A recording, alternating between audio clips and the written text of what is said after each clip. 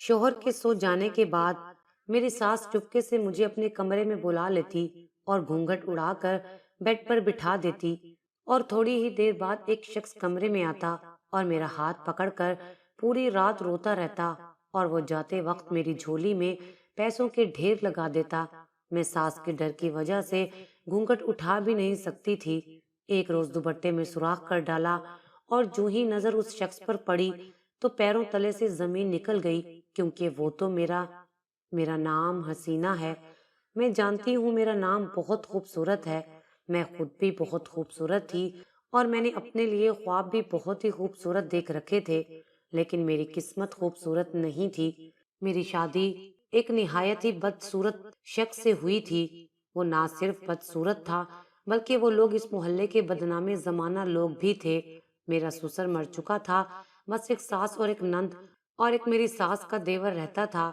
सब लोग कहते कि ये लोग ठीक नहीं हैं, लेकिन फिर भी मेरी माँ ने मेरी शादी इस शख्स से करा दी।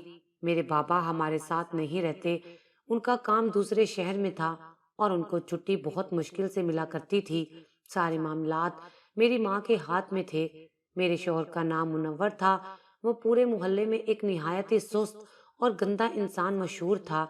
सब उसको कहते थे कि उसका कभी कुछ नहीं हो सकता, क्योंकि ये बहुत ही सुस्त इंसान है। मैंने उनके घर के बारे में ये भी सुन रखा था कि उनके घर से एक अजीब तरह की बदबू भी आती है। अगर कोई भी मोहल्ले से उनके घर जाता तो उसका वहां बैठना मुहाल हो जाता। फिर भी मेरी माँ मेरी शादी ऐसे घर में करना चाहती थी। अगर मैं कोई आम शक्लो सूरत की लड़की होती तो ये बात बजा थी। अगर मैंने कोई गलती की होती या मैं पहले से बेवा होती या फिर कोई तलाक याफ्ता होती तो मेरी माँ ऐसे घर में मेरी शादी करती। लेकिन मेरे साथ ऐसा कोई मामला नहीं था। मैं आम लड़कियों से ज्यादा हसीन और खूबसूरत थी, थोड़ी बहुत पढ़ी लिखी भी थी, जबकि हमारे खानदान में कोई भी लड़की 5वीं क्लास से ज्यादा नहीं पढ़ी थी। फिर भी मेरे माँ बाप ने मेरा रिश्ता मुनव्वर से तय कर दिया। इस बात पर तो पूरा मोहल्ला हंस रहा था कि मोहल्ले की सबसे खूबसूरत लड़की का रिश्ता मुनव्वर से तय हो गया है। मुनव्वर इस किस्म का इंसान था कि उस पर तो बकायदा मोहल्ले में लतीफे बनाए जाते थे। लोग उसे तंग किया करते थे। मैं तो ये सोचकर ही मरी जा रही थी कि वो मेरा होने वाला शौहर है। जब मैं उसके साथ अपनी किसी दोस्त के घर जाऊंगी तो मेरा क्या हश्र होगा। वो लोग मुझे कितनी बातें सुनाएंगे। मैंने अपनी माँ से बहुत लड़ाई की, बहुत बार कहा कि मुझे शादी नहीं करनी।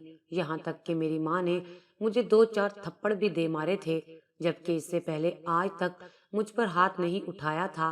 पर जब किस्मत ही साथ ना दे तो फिर इंसान भी क्या शिकवा करे। मेरी शादी मुनव्वर से हो गई। बाबा शादी वाले दिन ही आए थे। थोड़े खफा हुए, पर निकाह हो चुका था। मैं दुल्हन बनी अपने कमरे में बैठी थी। वाकई उनके घर से एक अजीब सी बदबू आ रही थी, लेकिन मैं यहाँ से उठकर जा भी नहीं सकती थी। मैं तो दुआ कर रही थी कि मुनव्वर मेरे कमरे में नहीं आए। अगर आ भी जाए तो मेरे करीब ना आए। लेकिन जब दरवाजा खुला तो मुनव्वर वाकई नहीं आया, बल्कि मेरी सास ने कमरे में कदम रखा। सास ने आते ही अचानक से मेरे हाथ पकड़ लिए और मेरे हाथ पकड़कर रोने लगी। मैं एकदम से परेशान हो गई और बोली, आप ये क्या कर रही हैं? उसने कहा, मैं बहुत बड़ी मुश्किल में हूँ, मुझे तुम्हारी मदद चाहिए। मैंने कहा, कैसी मदद चाहिए और वो मुझसे इस वक्त क्यों मदद मांग रही हैं, जो कि मेरे हिसाब से तो मुझे खुद मदद की जरूरत थी, क्योंकि मैं मुनव्वर के साथ अपनी जिंदगी की शुरुआत नहीं करना चाहती थी। मेरी सास ने कहा, बहू, मैं बहुत बड़ी मुश्किल में हूँ, बस जैसे मैं कहूँ तुम वैसा करती जाना। अगर तुमने मेरी बात मान ली तो मैं वादा करती हूँ कि तुम्हें इस घर में महारानी बनाकर रखूंगी। उनकी इस बात ने मुझे सोचने पर मजबूर किया। मैंने कहा, ठीक है, मगर पहले ये बताएं कि आप मुझसे क्या करवाना चाहती हैं। वो कहने लगी, शुक्र है तुमने मेरी बात मान ली है। मैं तुम्हें सारी बात तफसील से बताऊंगी, मगर अब पहले तुम बताओ मैं तुम्हारे लिए क्या कर सकती हूँ। मेरी सास ने जब मुझसे ये पूछा तो मैंने उसे कहा कि अपने बेटे को आज कमरे में नहीं आने देना, मेरे सर में बहुत शदीद दर्द है। मेरी इस बात पर उसने मुझे नजर उठाकर देखा और फिर कहा, ठीक है, दुल्हन वैसे भी शादी में बहुत थक जाती है। मेरी सास ने न जाने किस तरह मुनव्वर को कमरे में नहीं आने दिया। मैं सुकून से सो गई और सुबह नहा धोकर उठी। मेरे दिल में यही इरादा था कि इस घर की सफाई करूंगी, पता लगाऊंगी कि ये बदबू कहाँ से आ रही है। अगला दिन भी गुजर गया। फिर मैं सास के कहने पर कुछ वक्त अपने माँ बाप के घर में गुजार कर आई और कुछ वक्त अपने कमरे को साफ करने में गुजार दिया। मुझे सास ने मना भी किया कि अभी नई नई शादी हुई है, तुम काम मत करो, पर मेरा कहना था कि मैं इस बदबू में नहीं बैठ सकती। जब मैंने बदबू का लफ्ज इस्तेमाल किया, उसके बाद मेरी सास ने और कोई बात नहीं की और चली गई। रात हुई और जब मेरा शौहर सो गया तो मेरी सास ने मेरे कमरे की खिड़की पर हल्के से दस्तक दी। पहले तो मुझे लगा कि जाने कौन है, कहाँ से आवाज आ रही है, इसलिए मैंने ध्यान नहीं दिया। और फिर वो आवाज मुझे दस्तक जैसी ही लगी, तो मैंने दरवाजे पर देखा तो वहां कोई नहीं था। वापिस आकर बिस्तर पर सो गई। फिर से दस्तक की आवाज आई। अब मेरे कानों ने आवाज की सिमत पा ली थी। मैंने खिड़की खोली तो मेरी सास वहां पर खड़ी थी। उसने मुझे बाहर आने का इशारा किया। मैं बाहर आई तो उसने मुझे कहा कि मैंने तुम्हें एक काम करने का कहा था, आज वो काम तुमने करना है। मैंने कहा कि किस किस्म का काम है, पहले मुझे काम की तफसील तो बताएं। मेरे दिमाग में मोहल्ले वालों की बातें गर्दिश कर रही थी, क्योंकि मोहल्ले वाले उनको अच्छा नहीं समझा करते थे। मेरे दिमाग में यही बात चल रही थी कि ये कोई जरूर मुझसे गलत काम करवाएगी, या तो मेरी सास का कोई चक्कर होगा जो ये मुझसे हल करवाना चाहती है, और या कोई ऐसा काम होगा जो इखलाक से गिरा हुआ होगा। मेरी सास मेरा हाथ पकड़कर मुझे अपने कमरे में ले आई और अपनी अलमारी से एक सूट निकाल कर मुझे पहनने को कहने लगी। मैं हैरान हुई कि मैं ये कपड़े क्यों पहनूं, और वो भी रात के इस वक्त। तभी मेरी सास कहने लगी कि तुम्हें ये कपड़े हर हाल में पहनने हैं, फिर मैं तुम्हें सारी बात बताऊंगी। मैं भी जिद पर अड़ गई कि जब तक हकीकत मालूम नहीं होती मैं ये कपड़े नहीं पहनूंगी। तभी मेरी सास अचानक से रोने लगी। उसके आंसू निकलने लगे, मगर उसके आंसू नकली थे, वो लग भी नहीं रहे थे। वो कहने लगी कि जब मेरे दोनों बच्चे बहुत छोटे थे तो मेरे शोहर की वफात हो गई। कमाने वाला कोई नहीं था।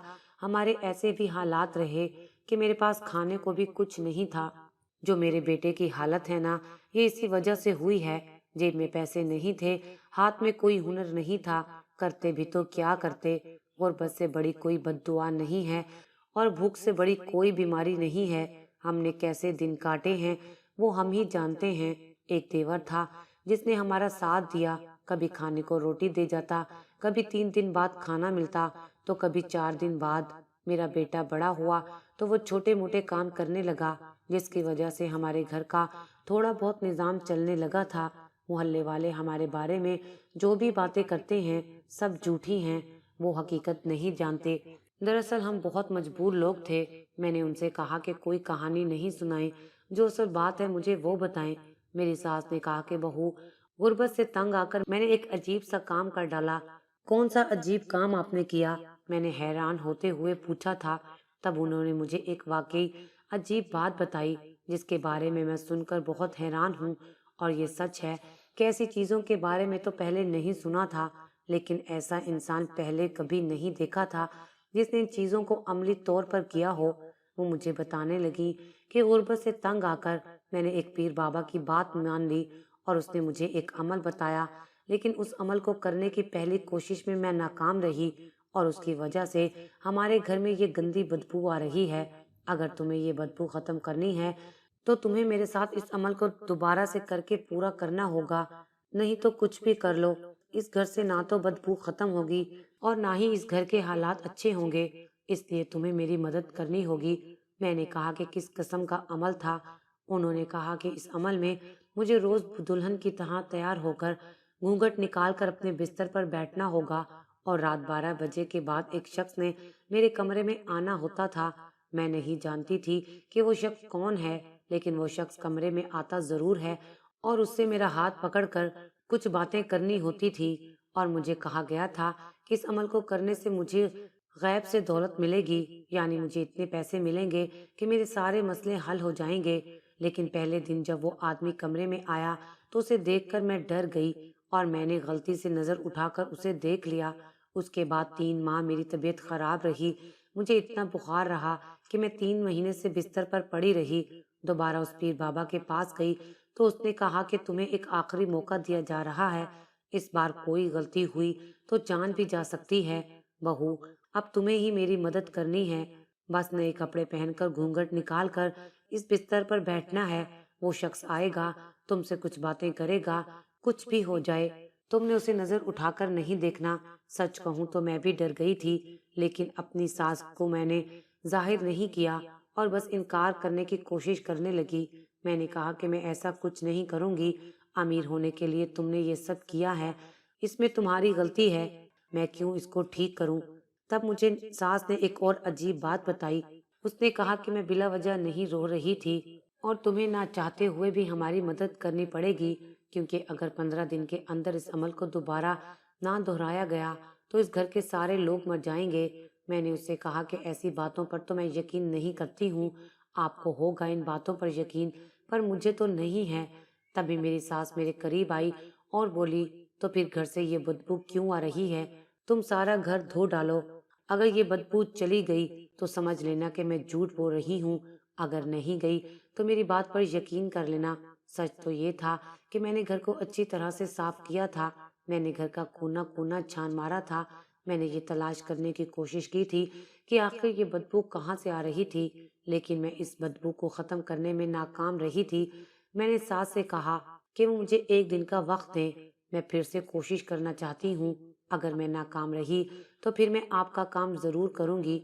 मैंने अगला सारा दिन लगाकर उस घर को धो डाला, लेकिन मैं हैरान थी, वो बदबू फिर भी आ रही थी। शायद ये बात सच थी, शायद वो वाकई में कुछ गलत कर बैठी थी और मुझे उसकी मदद करना थी, क्योंकि अगर ये सच था तो फिर ये अमल भी असल था, और अगर ये अमल असल था तो फिर ये भी मरने वाली बात भी सच थी और मुझे अपनी जान बचानी थी। मैंने देखा कि मेरी सास अपने कमरे में बैठी बच्चों की तरह रो रही थी, अल्लाह ताला से माफ़ी मांग रही थी, कह रही थी कि ए अल्लाह मुझे माफ़ कर दे, मैं तेरी तकसीम से मुतमईन नहीं थी। या अल्लाह, मैं तेरी बहुत लालची बंदी हूँ, मेरी जान बचा ले, मैं क्या करूँ?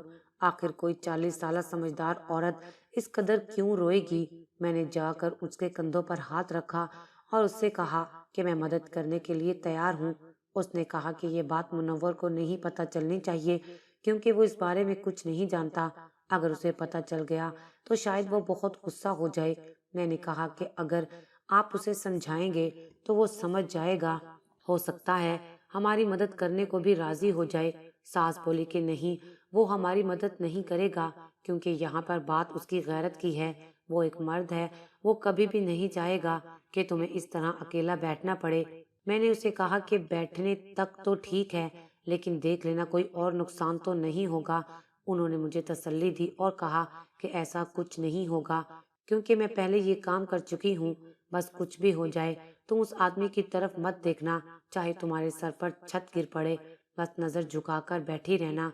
मेरा दिल बहुत उदास था। मैंने अपने कमरे में आकर अपनी अम्मी को कॉल की। मैं उनको ये सब नहीं बता सकती थी, पर सोचा थोड़ी देर उनसे बात करके दिल को थोड़ा सा सुकून मिल जाएगा। लेकिन दरअसल मैं अपनी अम्मी से भी नाराज थी, क्योंकि उन्होंने ही इस घर में मेरी शादी करवाई थी। मेरे बाबा तो उस शादी के लिए राजी ना थे। जब अम्मा ने ये पूछा कि तुम खुश हो या नहीं, तो मुझे गुस्सा आ गया। मैंने कहा कि ये सवाल करने का हक आपने खो दिया है। ऐसे घर में क्या कोई खुश हो सकता है? क्या क्या है इस घर में जिसकी वजह से मैं खुश हो जाऊं? मेरी माँ ने कहा कि जिंदगी की सारी खुशियां पैसे से खरीदी जाती हैं, तुम्हारे पास पैसे आ जाएंगे तो तुम भी खुश हो जाओगी। मैंने कहा कि मेरे पास पैसे कहाँ से आएंगे?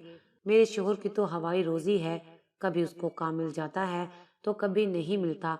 मेरी अम्मी मुझे तसल्लियां देने लगी और कहने लगी कि देखना बहुत जल्द सब कुछ ठीक हो जाएगा, तुम गाड़ियों में फिरा करोगी, तुम्हारा भी बड़ा घर होगा। वो मुझे ऐसा ख्वाब दिखा रही थी जैसे ये सब वही खरीद कर देंगी। मैं अपनी परेशानी में लगी थी, इसलिए मैंने उनकी बातों पर ज्यादा ध्यान नहीं दिया। मैं बहुत डरी हुई थी, लेकिन मुझे ये करना ही था। मुनव्वर रात को सो गया था। मैं अपनी सास के कमरे में आ गई। अब सास के दिए हुए नए कपड़े पहनकर अच्छे से तैयार होकर मैं बिस्तर पर बैठ गई थी। उसने मुझ पर थोड़ा सा घूंघट ओढ़ दिया। ये ऐसे कपड़े का था जिसमें से हल्का सा भी दिखाई नहीं देता था। खुद मेरी सास कमरे से चली गई, लेकिन उसने कहा था कि वो पास ही होगी। थोड़ी देर बाद बैठक का दरवाजा खुला, जो गली में खुलता था। वहां से एक शख्स अंदर आया और आकर मेरे सामने बैठ गया। मैं बुरी तरह डरी हुई थी, जाने क्या होने वाला था। मेरा शोहर जैसा भी था, मेरा शोहर था, क्या मैं उसके साथ बेवफाई कर रही थी? अचानक उस शख्स ने मेरा हाथ पकड़ा और बच्चों की तरह रोने लगा। वो कुछ बोल नहीं पा रहा था। थोड़ी देर बाद मुझे एहसास हुआ कि वो कुछ बड़बड़ा रहा था, लेकिन मुझे उसकी आवाज़ सुनाई नहीं दे रही थी, मगर उसके अल्फाज कुछ ऐसे सुनाई दे रहे थे कि मैं बहुत परेशान हूँ, मेरा मसला तो हल हो जाएगा, मैं जो चाहता हूँ बस वो हो जाए। वो काफ़ी देर मेरा हाथ पकड़कर बैठा रहा और रोता रहा, और जब तक बैठा रहा मेरा दिल काबू में नहीं रहा। मैं बहुत डरी हुई थी। फिर उसके बाद वो जैसे आया था वैसा ही चला गया। जब मैंने अपनी गोद में देखा तो मेरी आंखें फटी की फटी रह गईं। उसमें हजार हजार के नोट पड़े थे। ये जरूर वही शख्स रख कर गया था। मेरी सास ने कहा, देखो इन पैसों को, इतने पैसे हम कभी पूरा महीना मेहनत करके भी नहीं कमा सकते। मैंने कहा था ना कि सब ठीक हो जाएगा। देखा कुछ भी नहीं हुआ। बस कुछ दिन और ये सब करना होगा। मैंने कह दिया कि हाँ ठीक है, और अब ये सिलसिला चल पड़ा। रोज वो शख्स मेरे कमरे में आता, मेरा हाथ पकड़ के रोता रहता और बदले में मेरी गोद में हजारों के नोट रख के चला जाता। लेकिन वो पैसे मुझसे मेरी सास ले लिया करती और वो बहुत खुश थी। लेकिन उसने कहा था कि मुझे कुछ दिन करना होगा। मैंने उससे पूछा कि कब तक करना है, तो उसने कहा कि अभी इसको हमें जारी रखना है। मेरे दिल में तजस्सुस पैदा होने लगा, आखिर ये शख्स कौन है और क्यों मुझे इतने पैसे दे जाता है। मेरी सास मुझे रोज एक नया सूट पहनाया करती। मैंने आज अपने दुपट्टे में एक सुराख कर दिया जिसके पार मैं उस शख्स की शक्ल देख सकूं। रात को मैं बैठी हुई थी, वो शख्स आया और मेरा हाथ पकड़कर रोने लगा।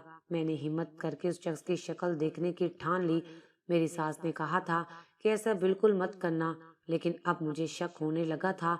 वो शायद मुझे पागल बना रही थी। मैंने जैसे ही उस शख्स को देखा, मेरे कदमों तले से जमीन निकल गई।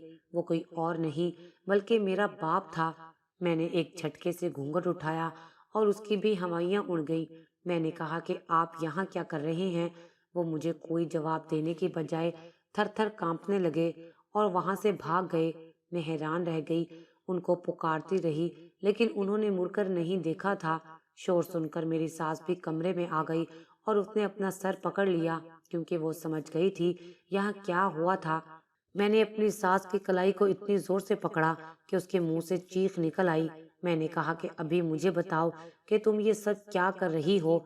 तुमने मेरे बाबा को फंसा रखा है, मेरी फैमिली को ब्लैकमेल कर रही हो। मेरी सास ने एक झटके से मेरा हाथ छुड़ाया और कहा कि ये बातें जाकर अपनी माँ से क्यों नहीं पूछती हो। मैंने अगले ही दिन अम्मी के पास जाने का फैसला कर लिया, क्योंकि अभी बहुत रात हो गई थी। रात मैंने किस तरह काटी थी ये मैं ही जानती हूँ। मैं सुबह अम्मी के पास मौजूद थी, उनको सब कुछ बताया।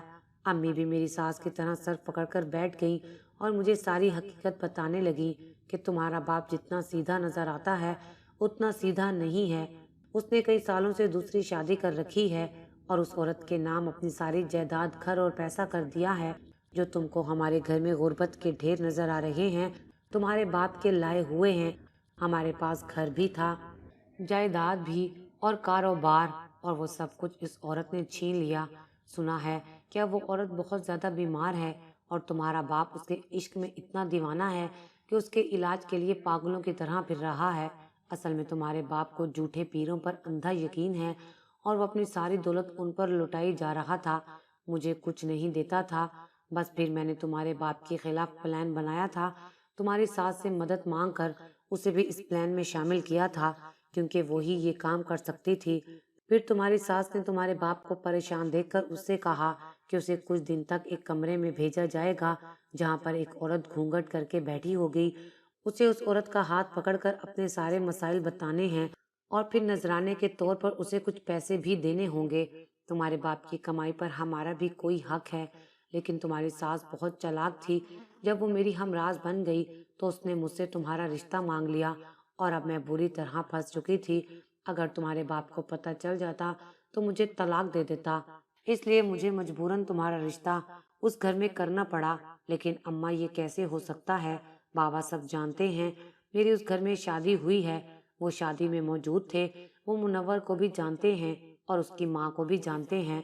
बेटी, इसीलिए तो तुम्हें घूंघट करके बिठाया गया था। घूंघट में कौन है ये उसे नहीं मालूम था। तुम्हें बिठाने का मकसद ये था कि हमने उससे कहा था कि वो एक नौजवान लड़की बैठी होगी। तुम्हारा बाप तुम्हारे घर में बैठक वाले दरवाजे से आता था और तुम्हारे घर को तुम्हारे बाप ने देखा तक नहीं था। वो ठीक निकाह के बाद आया था। उसे तो सिर्फ उस अपनी दूसरी बीवी की फिक्र है। कभी उसने तुम्हारे बारे में कुछ पूछा भी नहीं था। मैं सारे प्लान के बारे में तुम्हें पहले बताती तो तुम कभी भी हमारी मदद नहीं करती। अपनी अम्मा की बात सुनकर मुझे उन पर बहुत गुस्सा आया था, मगर फिर मैं ये सोचकर चुप हो गई कि बाबा ने भी तो उनके साथ गलत किया था। फिर मैंने अम्मा से कहा कि आप बिल्कुल सही कह रही हैं, मैं अभी भी आपकी मदद नहीं करूंगी। वो औरत बीमार है और आप उसकी बीमारी का नाजायज फायदा उठा रही हैं, और अब्बू को सब कुछ बता दूंगी। लेकिन बाबा शर्म के मारे मेरे सामने नहीं आ रहे थे। वो सब कुछ जान चुके थे। 2 दिन बाद बाबा घर आए। मैं भी उस दिन घर मौजूद थी। वो बहुत उदास लग रहे थे। उनका कहना था कि मेरे पास जो कुछ भी है वो सब तुम ले लो, क्योंकि वो औरत जो उनकी दूसरी बीवी थी इस दुनिया से जा चुकी थी। मेरे बाप ने अपना सब कुछ हमारे नाम तो कर दिया था, लेकिन वो हमेशा के लिए सब कुछ छोड़कर जाने कहाँ चले गए थे। न हमारे पास उनका नंबर था और ना ही कोई पता। मेरी माँ को हमारा घर जायदाद दौलत सब कुछ मिल गया था। उनकी सौतन इस दुनिया से चली गई थी, लेकिन साथ ही उनका सुहाग भी उन्होंने खो दिया था। मैंने उनसे यही सबक सीखा कि अपनी जिंदगी के हमसफर के साथ कभी धोखा नहीं करना चाहिए। जिसे अल्लाह ने हमारे लिए चुना है, अल्लाह का फैसला गलत हो ही नहीं सकता। मैंने भी मुनव्वर को दिल से कबूल कर लिया। मेरी सास भी अपने किए पर बहुत शर्मिंदा थी। मुनव्वर भी इस वाक़ये के बाद बहुत बदल गए थे। उन्होंने दिल से काम करना शुरू कर दिया और आज उन्होंने अपनी करियाने की दुकान बना ली है। सब कुछ ठीक है और मैं अपनी ज़िंदगी से बहुत मुतमईन हूँ।